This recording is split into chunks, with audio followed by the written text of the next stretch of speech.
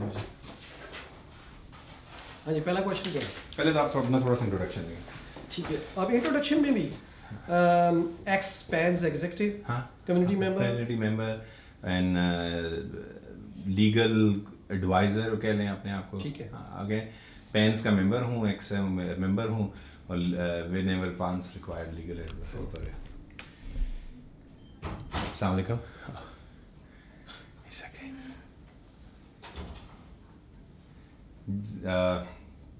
Please introduce yourself. My name is Farooq Gul Kezrani. By profession, I'm a lawyer. I'm a criminal barrister. I work for a public sector department as well. But most importantly, I feel pride to be a part of the Pakistani community. I have been an elective executive of Pakistan Association of New Zealand, and I am still involved in my personal capacity, whatever way I can. So, remembering the 15th March incident, you were there all the time. You were part of the main efforts made by the Pakistan Association of New Zealand. How did you get involved in there? I think that was on the 15th of March. The time was approximately 4 o'clock when my wife, she called me. She was literally in panic.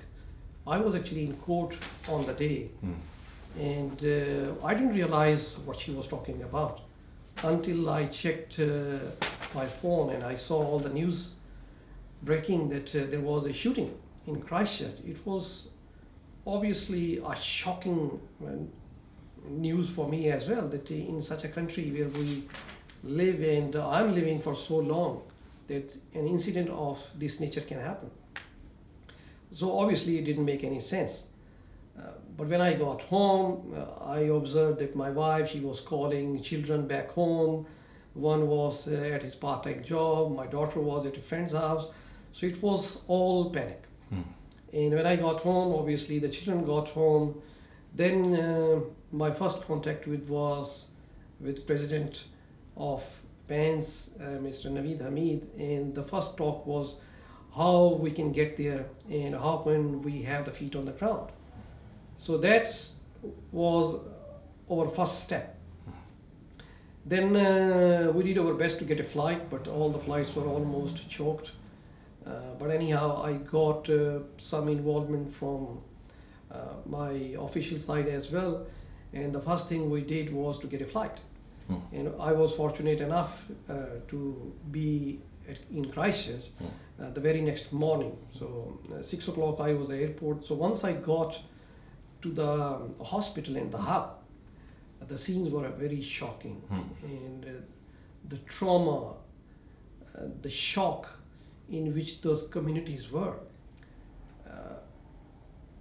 There were communities in the hubs, and there were families in a separate place where we were, or the police were giving them briefing after every few hours. And you need a very strong heart to actually see the trauma and observe the feelings of those families. All they were asking, please tell us where our loved ones are.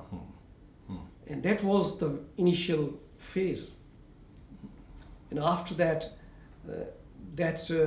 phase turned into, we have realized what could have happened to them. All we need is whether they are dead or alive. So you were the main point of contact for Pakistan Association of New Zealand as well as the Pakistani community from Pakistan. You were the person on the ground, and you were the main hub of the information. So how did you feel about that? Suddenly all the responsibility has come to you, and everybody is asking about the information about their loved ones. And though you might have the information, but you thought it's not confirmed at the moment. So how did how was the experience about that? As you suggested, first thing we did was obviously to put my details on the social media. And after that, immediately I started getting calls from almost across the globe because the news was everywhere. In terms of feet on the ground, it was very tense. Although I'm a professional, but it doesn't matter if you are in an environment where you have almost 100 victims. And the families, they were asking for the information. But it's not about providing them the information. It's about how to deal with the emotions, with the trauma they are in, and how to calm them down. Because some information, yes, I had, but I could not provide them due to various reasons, because the information was not correct. DNA samples were being taken, identification process was in the process. The first information we got, which was a bit confirmative, was actually the night between Saturday and Sunday. That was almost 30 hours after the shooting.